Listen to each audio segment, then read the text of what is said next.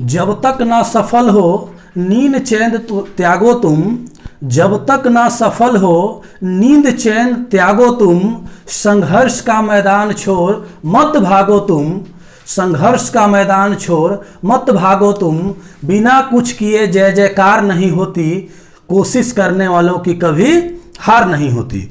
नमस्कार दोस्तों, स्वागत है आपका अपना YouTube channel Oxford competitive classes पर। जैसा कि आप लोग जान रहे हैं कि हम लोग संविधान को ही कंटिन्यू करते हुए प्रत्येक वीडियो बना रहे थे और उसका ही वीडियो हम लोग पढ़े थे आपका संविधान का निर्माण के बारे में।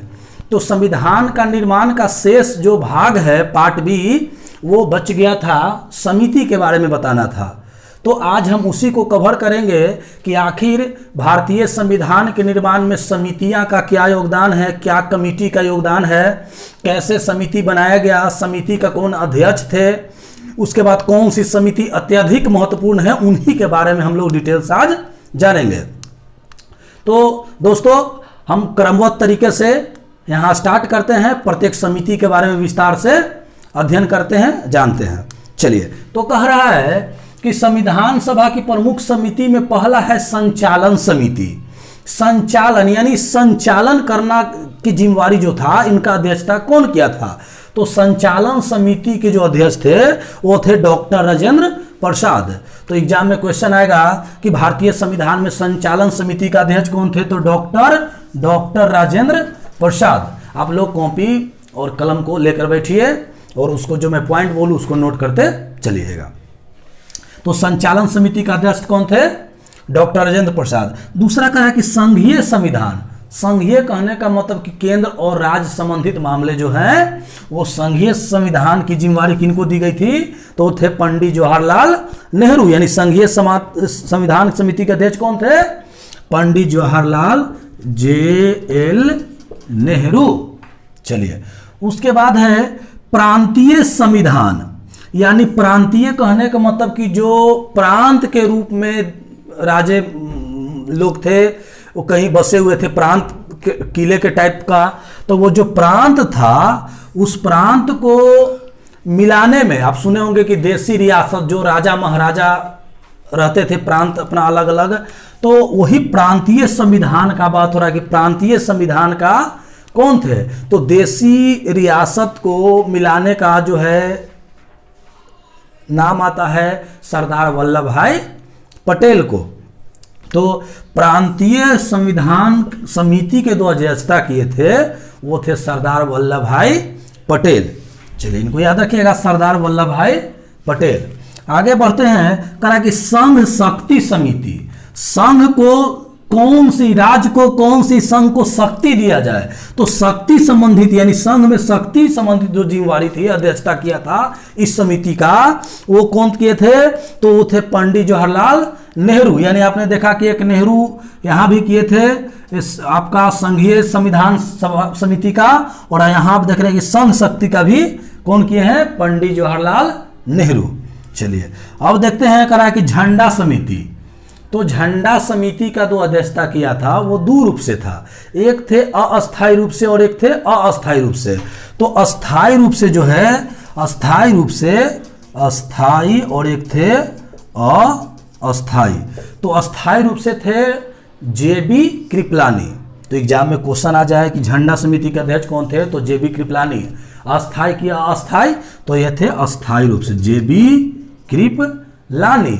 अगर यही पूछ दे क्वेश्चन कि झंडा समिति का अस्थायी अध्यक्ष कौन था? तो अस्थायी अध्यक्ष कौन थे? डॉक्टर राजेंद्र प्रसाद। तो इस बात को याद रखिएगा कि अस्थायी में कौन है और अस्थायी में कौन है। झंडा समिति क्या होता है? जो झंडा का जो है निर्माण आप जन्म करते हैं कि झंडा का निर्माण जो है करने के लिए, तो झंडा समिति का गठन हुआ था। फिर कहा कि मौलिक अधिकार, यानी व्यक्ति को जो अधिकार होता है या जो अल्पसंख्यक लोग हैं उसके बारे में जो कमेटी बना, उन कमेटियों का अध्यक्ष, उस समिति का अध्यक्ष कौन था? तो मौलिक अधिकार के बारे में जो समिति बनी, उस समिति का अध्यक्ष जो बने वो सरदार वल्लभ भाई पटेल, सरदार वल्लभ भाई पटेल को बनाया गया। इस बात को याद रखिएगा, सरदार वल्लभ भाई पटेल। फिर कह रहा है इसके बाद कि प्रारूप समिति, ये सभी समिति में ये समिति जो है प्रारूप समिति, जिसको हम लोग बोलते हैं ड्राफ्टिंग कमिटी।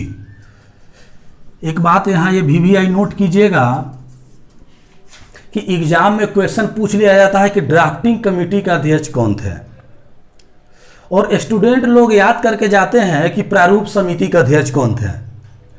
यानी कहने का मतलब है कि प्रारूप का इंग्लिश शब्द, इंग्लिश वर्ड नहीं पता होने की वजह से स्टूडेंट लोग गलती कर देते हैं। तो याद रखिएगा कि प्रारूप का ही इंग्लिश नाम, अंग्रेजी में इसको हम क्या कहते हैं, ड्राफ्टिंग कमेटी। तो एग्जाम में आ जाए कि ड्राफ्टिंग कमेटी के अध्यक्ष कौन थे, तो भीमराव अंबेडकर, और प्रारूप समिति का भीमराव अंबेडकर, क्योंकि एक दूसरे का ही परिवर्तन नाम है, हिंदी और इंग्लिश और हिंदी।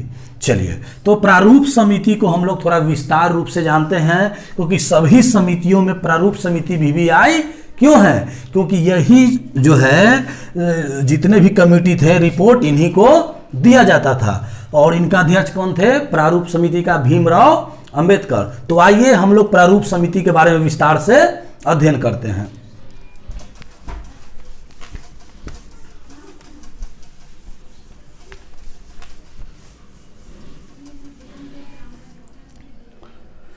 चलिए देखिएगा, प्रारूप समिति, यानी इसको कहते हैं डी से drafting committee, DC drafting committee. तो प्रारूप समिति, तो मैं इसका मेन जो फैक्ट है वो बता दूं पहले। तो प्रारूप समिति का जो अध्यक्ष थे, यानी स्पीकर जो अध्यक्ष थे वो कौन थे, तो इसको शॉर्ट में लोग लिखते हैं BR अंबेडकर,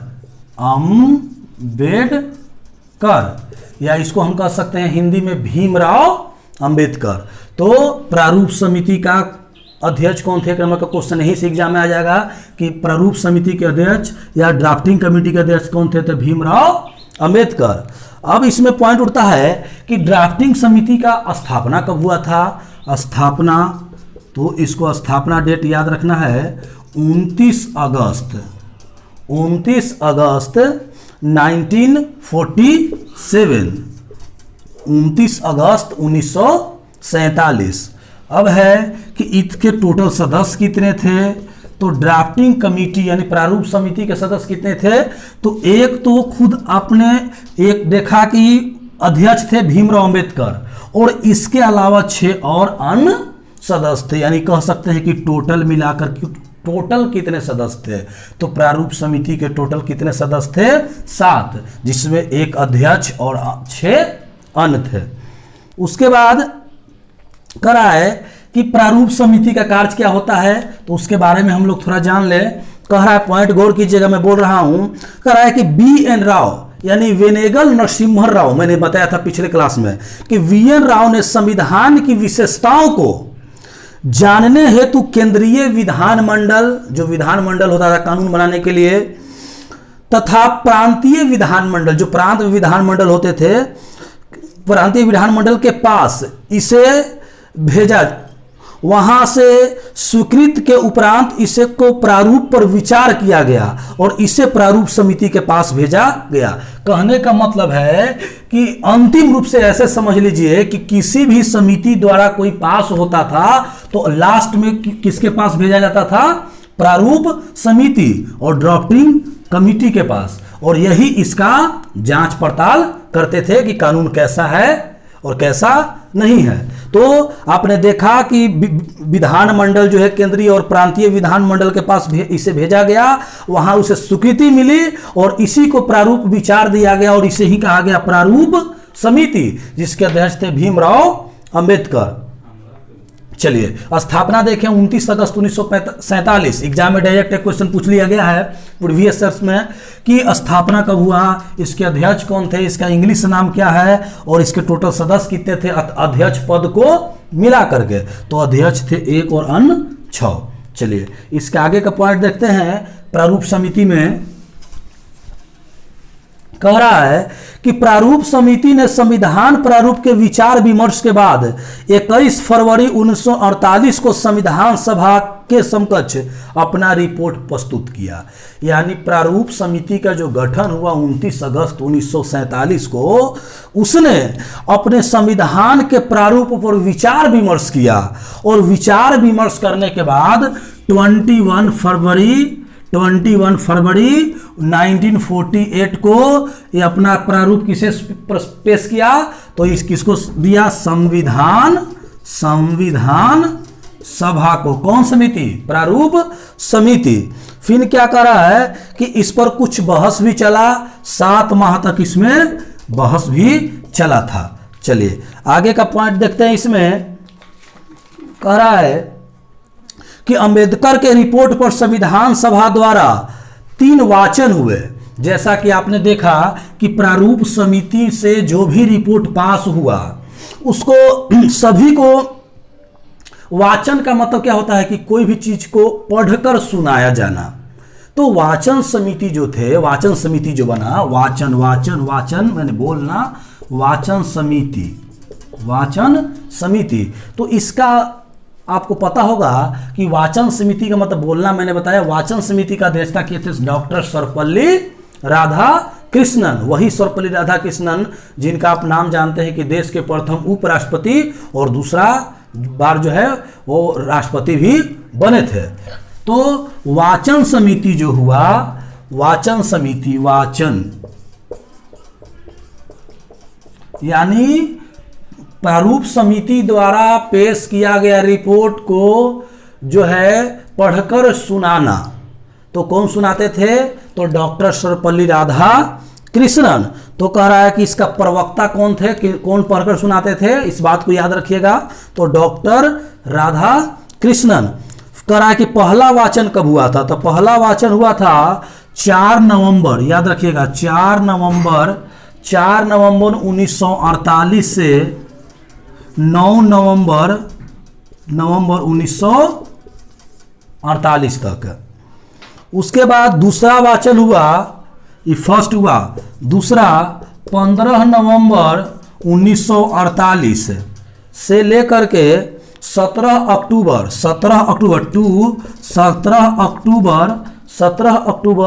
1949 तक दूसरा वाचन हुआ। तृतीय वाचन हम देख लेते हैं, इसको नोट कर लीजिएगा। चलिए तीसरा वाचन देखेंगे। करा के तृतीय वाचन जो है 14 नवंबर 1949 से लेकर कर 26 नवंबर 1949। ये डेट आपको शायद याद होगा कि 26 नवंबर 1949 ऐसा डेट है कि इस दिन हम लोग का संविधान बनकर तैयार हो गया था।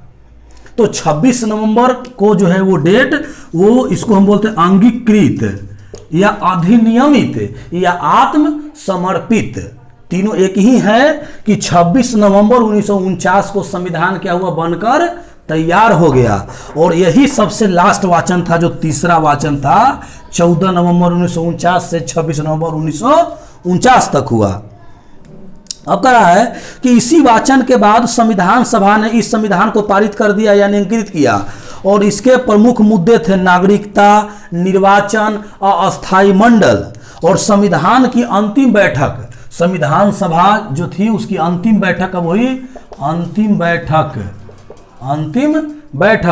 कब हुई थी, तो अंतिम बैठक हुई थी 24 जनवरी 1950 को। और इसी दिन देश का प्रथम प्रमुख व्यक्ति जो है वो राष्ट्रपति के रूप में किनको चुना गया, डॉक्टर राजेंद्र प्रसाद को। चलिए फिर कह रहा है इसके बाद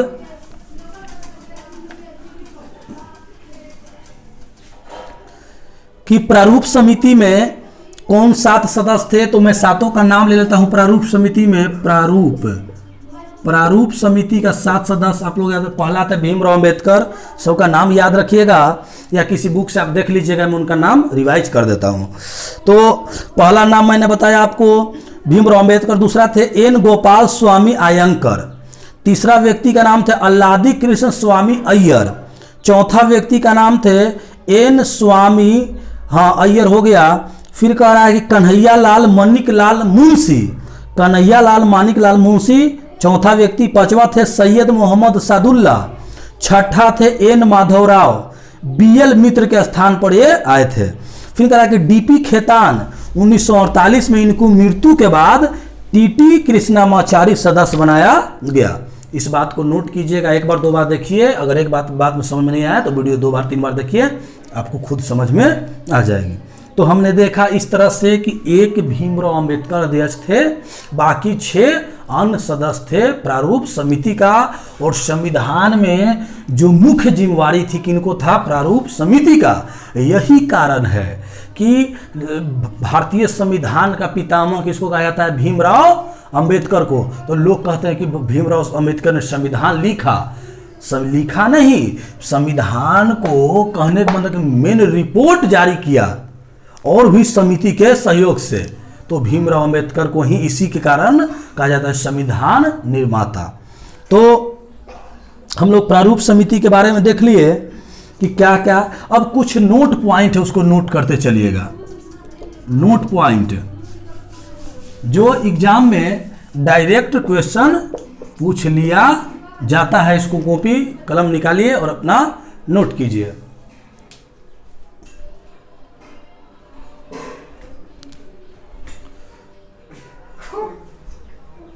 चलिए, तो पहला नोट पॉइंट है करा कि संविधान सभा के सदस्यों में अनुसूचित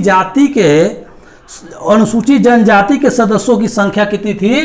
तो जो एससी लोग थे उनकी संख्या थी 33। इस बात को याद रखिएगा, पॉइंट नंबर 1। दूसरा करा कि संविधान सभा में महिला सदस्य, पिछले वीडियो में मैंने बताया था कि जो फीमेल थे लोग, फीमेल कैंडिडेट, उसकी संख्या कितनी थी? 15। फिर कह रहा है कि संविधान सभा में अस्थाई अध्यक्ष कौन थे? तो डॉक्टर राजेंद्र प्रसाद। और अस्थाई कौन थे? तो सचितानंद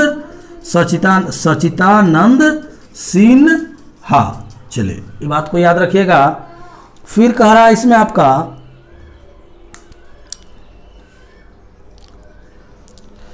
कि इस सभा 24 जनवरी 1950 को इस समय अंतिम बैठक हुआ।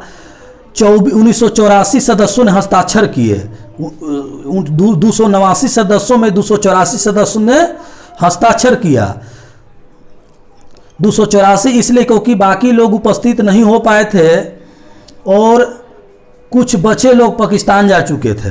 तो संविधान 26 जनवरी 1950 को लागू हुआ, भारत गणतंत्र घोषित हुआ, राष्ट्राध्यक्ष निर्वाचित हुआ, अनुवांशिक नहीं, यानी भारत जो है लोकतंत्र के साथ गणतंत्र भी है। तो गणतंत्र क्या होता है? मैंने बताया था कि कोई भी प्रमुख पद है, राष्ट्रपति का पद है, उसका चुनाव होगा, वंशागुणत नहीं होगा। फिर क्या करा कि संविधान का मॉडल ब्रिटिश व्यवस्था पर आधारित थी। संविधान का 75% भाग 1935 का एक्ट से, बाकी 25% हम लोग देखें कि दूसरे देश से, विदेशी स्रोत से लिए थे। फिर कहा कि संविधान का निर्माण में टोटल 2 वर्ष 11 माह और 18 दिन लगे थे। इसमें खर्च कितना हुआ था टोटल? तो 6 करोड़ 40 लाख रुपया लगभग अनुमानित राशि खर्च हुई थी। और संविधान का पिता भीमराव अंबेडकर को कहा गया। और उसी समय 395 अनुच्छेद, अनुसूची 8 और भाग 22 को शामिल कर लिया, लेकिन वर्तमान में डाटा कुछ और है। तो दोस्तों, मैंने आपको एक गाइडलाइन दिया यहाँ पर कि आप किस तरह से संविधान निर्माण टॉपिक को पढ़ सकते हैं। बाकी इससे भी अगर आपको विस्तृत नॉलेज लेना है, पढ़ाई पढ़नी है, सीखनी है, अध्ययन करनी है, तो आप किसी एक अप्लाइड बढ़िया बुक यानी ढंग का बुक कोई खरीद लीजिए और उससे आप अध्ययन कीजिए। मैं कोशिश करूँगा कि आपको हर टॉपिक को मैं समझा सकूं। तो ठीक है दोस्तों, आज के लिए इतना ही। बाकी मिलते हैं नेक्स्ट वीडियो में। हम लोग का संविधान सभा का जो है टॉपिक वो आज समाप्त हुआ।